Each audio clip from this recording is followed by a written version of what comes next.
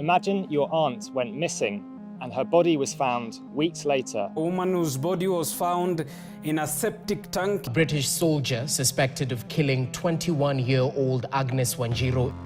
What would you do if the prime suspect was able to leave the country and was still at large 13 years later?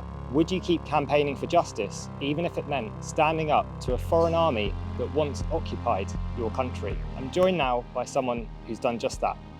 Esther Njoki.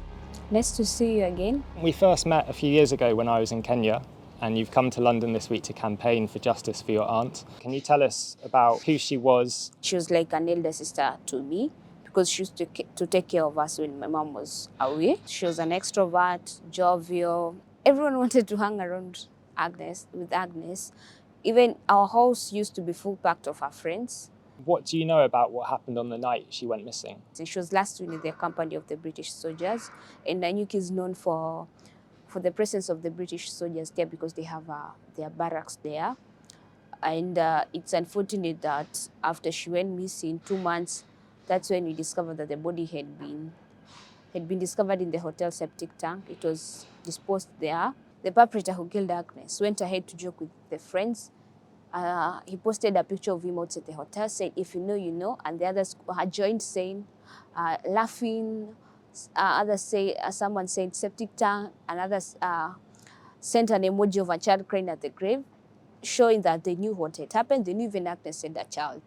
But again, they were like mocking Agnes. And 7 years later, an inquest concluded that 2 or more soldiers were the ones who are culpable for Agnes' murder. When I first met you in Kenya, we travelled together around the countryside, meeting other victims of British Army, either abuses or negligence. Can you tell us a bit about some of those other cases that you've been involved in campaigning for justice?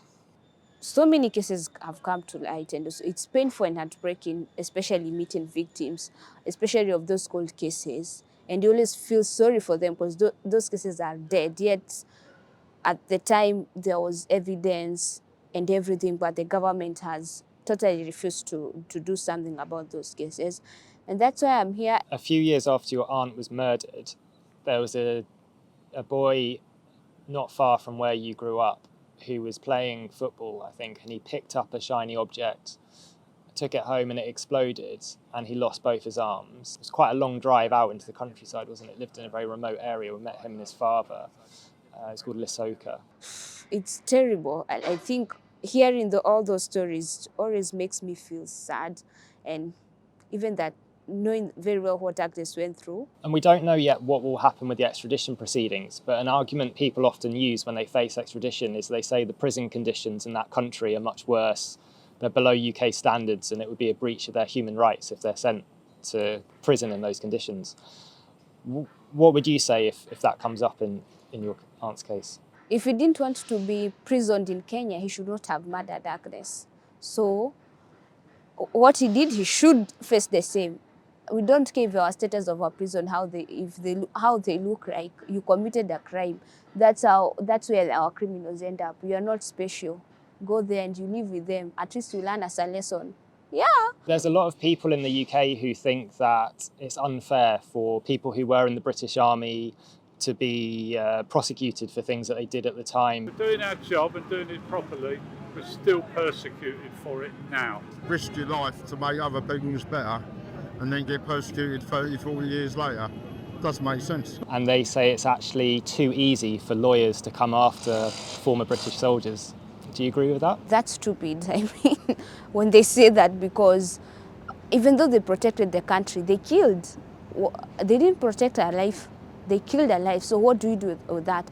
Again, even this is someone who joked, knew what he had done. He even called the French to come and see Agnes' body. Surely, you want to tell me to excuse him because he was a soldier? I can't excuse him because he was a soldier. By the end of the day, if we keep on excusing things because you are a soldier, everyone then will have to join.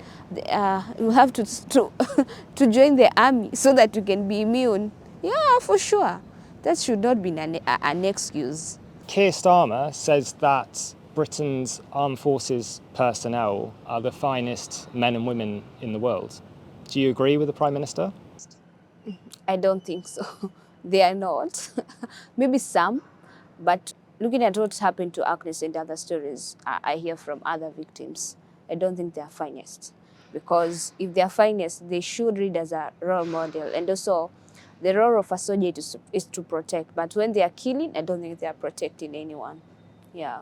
There's a lot of people who are horrified by what happened to your aunt and a lot of sympathy for you and your family.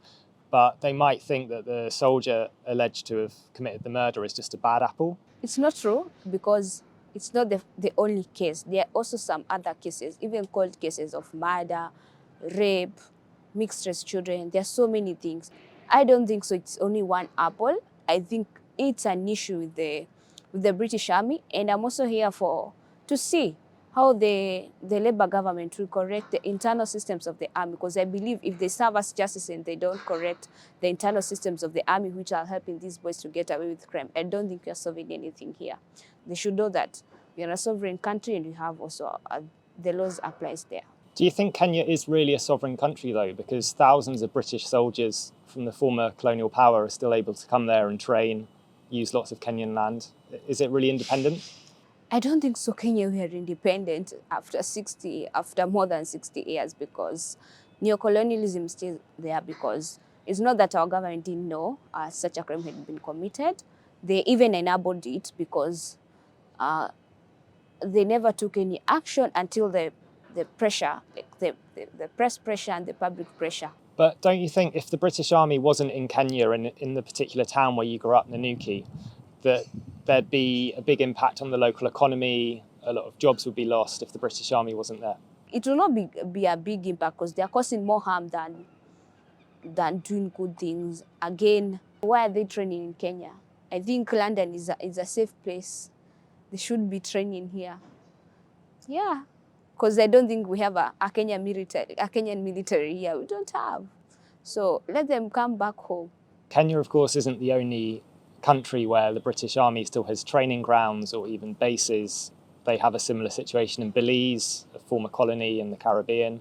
And of course, there's the Chagos Islands in the Indian Ocean, and Cyprus, where 3% of that island is still British so-called sovereign territory. Do you think now, decades after independence and the end of empire, it's right that Britain still has overseas military bases?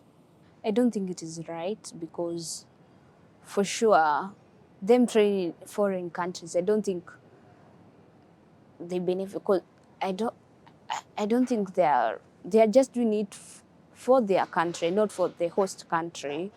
Because by the end of the day, when there is war, they always come home to protect home. They will not protect the host country where they have been training. It is not right for them being to have foreign bases. They should come back home. Wouldn't it be safer for Kenyans if the British Army just left? Yeah, it will be safe. We also have our army. We also have our soldiers. So I don't think even they protect us for sure. Because they know if today there's war in London, they'll be the first one to come home. Esther, thanks for talking to me today about what happened to your aunt. It's good to see you again and how your case is finally progressing over the last few years. If you're interested in interviews like this, please make sure to subscribe to our channel and share this video if you can. Thanks for watching.